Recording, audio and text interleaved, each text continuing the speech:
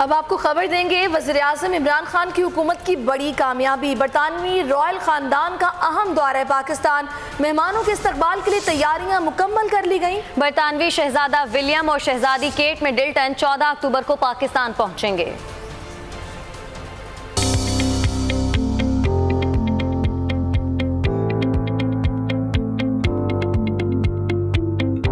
बरतानवी शहजादे विलियम और शहजादी Kate Middleton की पाकिस्तान आमद। बरतानवी जोड़ा 14 अक्टूबर को पाकिस्तान पहुंचेगा और 18 अक्टूबर तक क़याम करेगा। बरतानवी शाही जोड़े का ये दौरा पाकिस्तान का पहला सरकारी दौरा होगा। शाही जोड़े के साथ बरतानवी रॉयल अफवाज के हुक्काम भी पाकिस्तान आएंगे। शाही जोड़े के इस्तकबाल के लिए पाकिस्तान में तमाम तैयारियां मुकम्मल कर ली गयी। पाकिस्तान और बरतानिया की अफवाज के दरमियान अहम अस्करी मुलाकातें भी दौरे का अहम हिस्सा होंगी।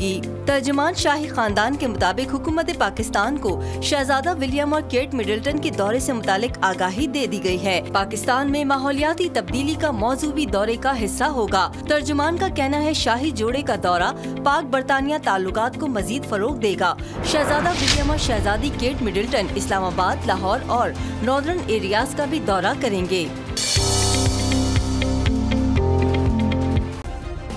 सब्सक्राइब करें और बेल दबाएं ताकि कोई खबर रह न जाए।